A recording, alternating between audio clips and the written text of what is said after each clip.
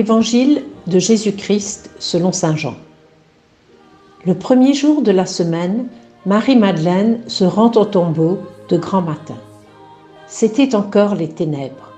Elle s'aperçoit que la pierre a été enlevée du tombeau.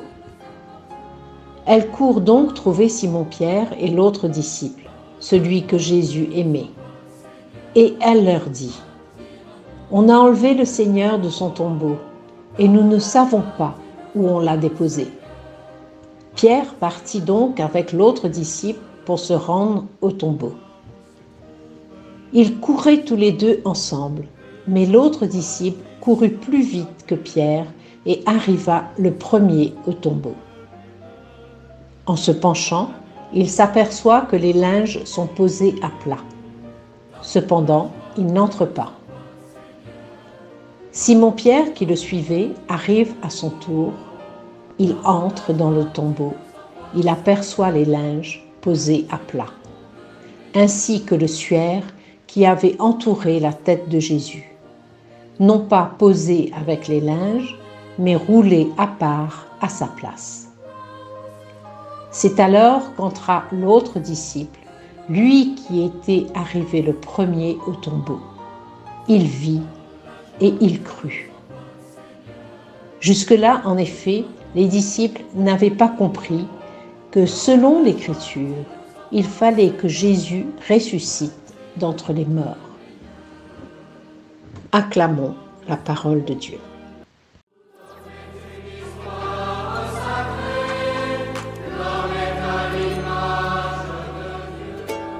Pâques est la fête la plus importante de la liturgie chrétienne. Catholiques, protestants, orthodoxes fêtent la victoire du Fils de Dieu sur la mort. Par sa mort sur la croix et sa résurrection, le Christ nous sauve et nous ouvre la voie vers la vie éternelle. Les prières pendant cette fête pascale sont lumineuses, pleines d'espérance et de joie. Elles nous appellent à vivre pleinement les promesses de notre baptême. Quand la lumière dissipe les ténèbres, on le voit déjà avec la nuit de Pâques. Un feu dans la nuit noire. Il attire ceux qui sont perdus. Il réchauffe ceux qui ont froid. Frères et sœurs dans le Christ, tout devient désormais clair. Le sens de l'appel de l'homme à la vie, celui de la longue histoire du peuple hébreu, les événements rapportés dans les évangiles. Nous ne devons avoir qu'une seule attitude aujourd'hui, la foi. Elle permet à la réalité divine d'illuminer notre vie. Il n'est plus qu'une action à entreprendre, c'est de porter partout témoignage de la bouleversante découverte d'un monde nouveau. La particularité du temps pascal est vraiment claire. C'est le seul moment dans l'Église où la première lecture le dimanche est tirée du Nouveau Testament. Et là, nous comprenons que Pâques est synonyme du temps nouveau. En ce temps nouveau, il n'est plus besoin de relire ce qui est désormais Ancien Testament. Ce qui s'impose, c'est le sens jusque-là voilé de ses passés. Ce sens qui s'éclaire en la résurrection du Christ. Selon l'évangile de Jean, le tombeau vide est plein, et même il ne désemplit pas. Quand Pierre et l'autre disciple seront partis, Marie de Magdala se penchera pour regarder dans les sépulcres et elle y verra deux anges. L'Évangile nous enseigne en ce jour de résurrection à ne plus penser selon l'absence et le vide, mais bien en termes de présence et de plénitude. Le Christ est toujours là à côté de nous. Nous ne sommes plus seuls. Nous sommes remplis de sa grâce, de son amour.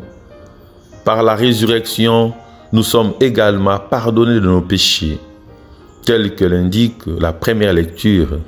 Quand Pierre arriva à Césarée, chez un centurion de l'armée romaine, il prit la parole.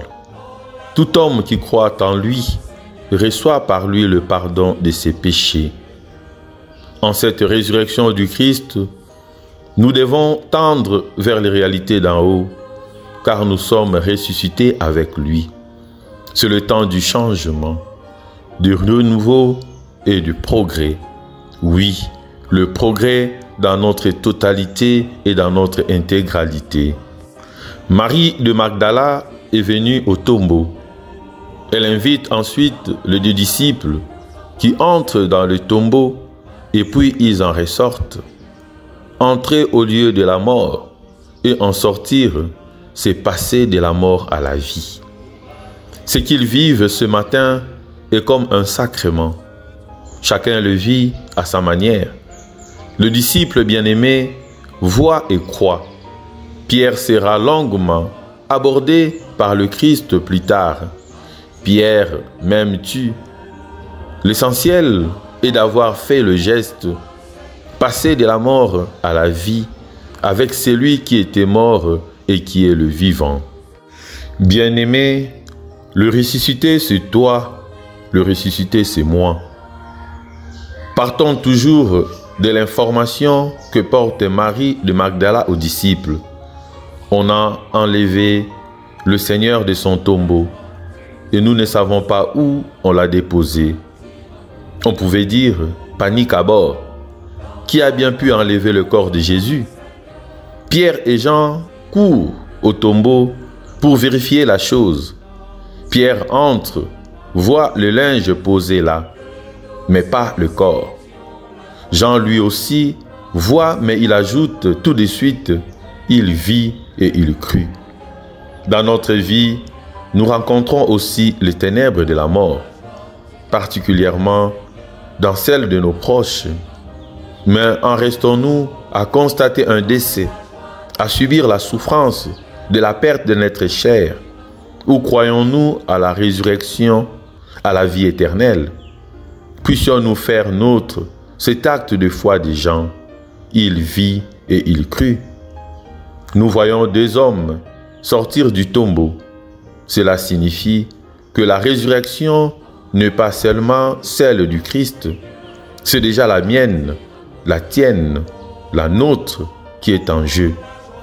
Croire au Christ ressuscité, pourquoi pas? Mais croire en moi, ressuscité avec lui, c'est là souvent que le bas blesse. Notre évangile le proclame à chacun de nous. Ce matin, c'est de toi que l'on parle. Es-tu prêt à ressusciter? En es-tu désiré? Pierre et l'autre disciple sont nos délégués pour accomplir déjà ce passage à la vie. Si le disciple bien-aimé n'a pas de nom, est-ce Jean ou un autre? C'est pour inviter ceux qui le veulent à mettre leur nom sur sa silhouette. La personne énigmatique qui, avec Pierre, entre et sort du tombeau. Et si c'était toi, le bien-aimé? Et si c'était le nom que le Christ, aujourd'hui, veut te donner pour toi qui passes à la vie en lui, par lui et avec lui? Que chacun de nous mette son nom et nous découvrirons la beauté de cette Pâque. Car celui qui aime comprend. Celui qui n'aime pas ne comprend rien. Là où il y a l'amour, la compréhension est totale. Le manque d'amour apporte l'obscurité. L'amour, c'est capter ce qui échappe aux autres. Des petits signes lui suffisent. Le Christ n'est pas là pour jouer le grand frère qui fait tout pour nous. Son Dieu est notre Dieu, son Père est notre Père. Sa résurrection est la nôtre, donc comportons-nous désormais en ressuscités. Finissons notre méditation par cette petite prière. Seigneur, tu es ressuscité d'entre les morts, alléluia. Tu as vaincu la mort pour toi et pour tous les hommes. Tu fais de nous un peuple des vivants. C'est la Pâque du Seigneur. C'est le jour de la résurrection et le commencement de la vraie vie. Permets à tous les baptisés d'éclater de lumière et de joie aujourd'hui. En ce matin de Pâques, unis par la prière à tous mes frères et sœurs, Je te confie ton Église et l'ensemble des hommes. Amen. Dans la joie, tu nous envoies, Seigneur, bâtir un monde meilleur. Là où se trouve la tristesse, que nous suscitions la joie.